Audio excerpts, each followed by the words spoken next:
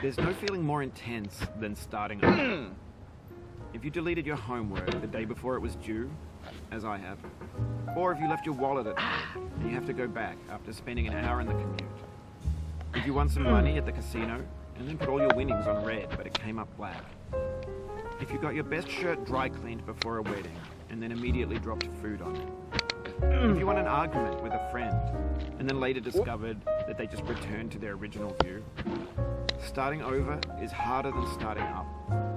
If you're not ready for that, like if you've already had a bad day, then what you're about to go through might be too much. Feel free to go away and come back. I'll be here. Alright, thanks for coming with me on this trip. I'll understand if you have to take a break at any point. Just find a safe place to stop and quit the game. Don't worry, I'll save your progress, always, even your mistakes. This game is a homage to a free game that came out in 2002 titled Sexy Hiking. The author of that game was Jazor, a mysterious Czech designer who was known at the time as the father of B games. And B games are rough assemblages of found objects. Designers slap them together very quickly and freely, and they're often too rough and unfriendly to gain much of a following. They're built more for the joy of building them than as polished products. In a certain way, Sexy Hiking is the perfect embodiment of a B game. It's built almost entirely out of found and recycled parts, and it's one of the most unusual and unfriendly games of its time. In it, your task is simply to drag yourself up a mountain with a hammer. That act of climbing, in the digital world or in real life, has certain essential properties that give the game its flavor. No amount of forward progress is guaranteed. Some cliffs are too sheer or too slippery, and the player is constantly, unremittingly in danger of falling and losing everything.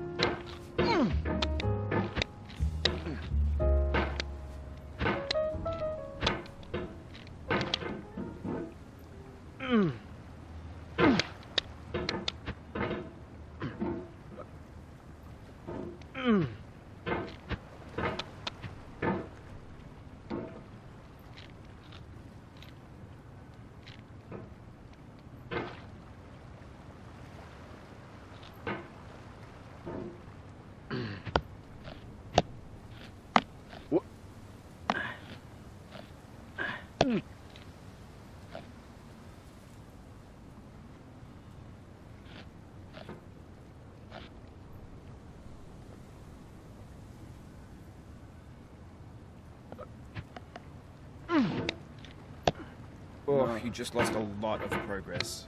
That's a deep frustration, a real punch in the gut.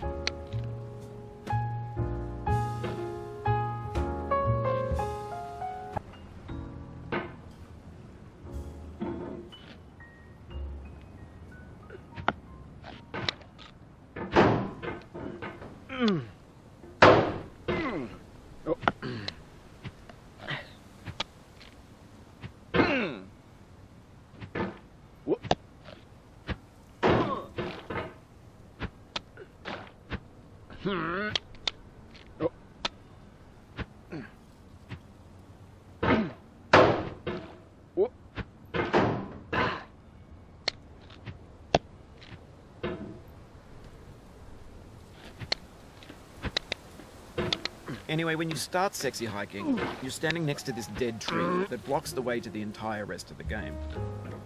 It might take you an hour to get over that tree, and a lot of people never got past it. You prod and you poke at it, exploring the limits of your reach and your strength, trying to find a way up and over. And there's a sense of truth in that lack of compromise. Most obstacles in video game worlds are fake. You can be completely confident in your ability to get through them once you have the correct method or the correct equipment or just by spending enough time. In that sense, every pixelated obstacle in Sexy Hiking is real.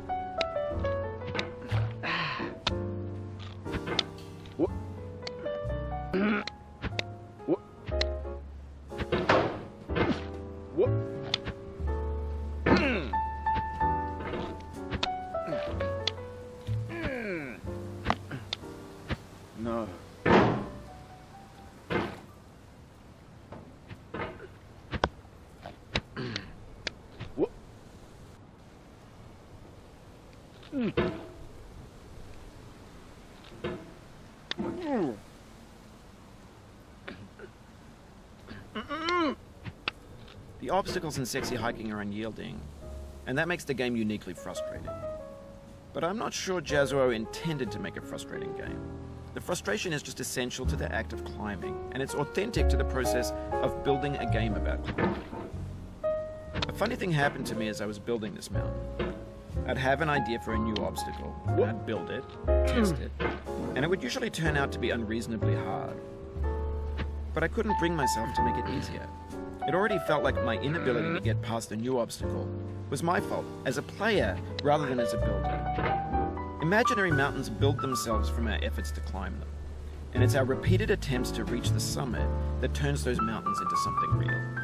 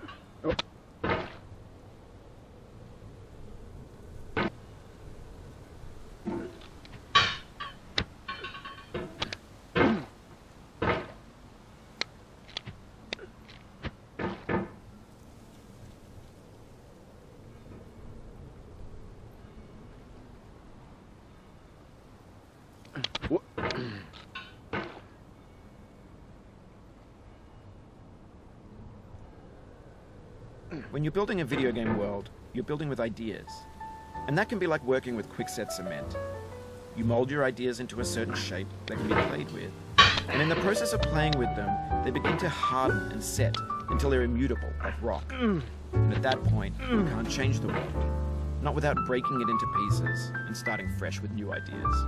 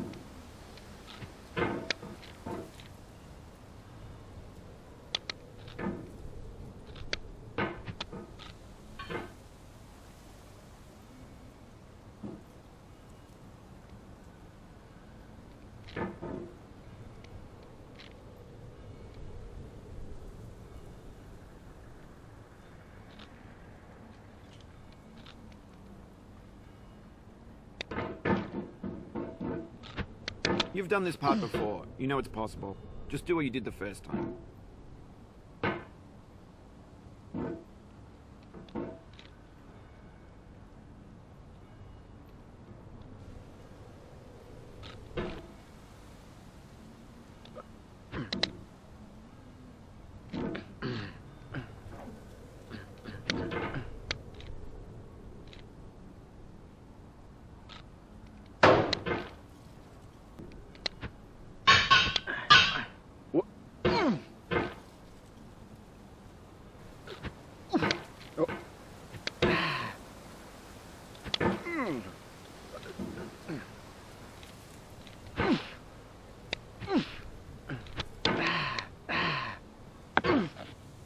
Oh, it happened again. Keep on trying. Don't let it get to you.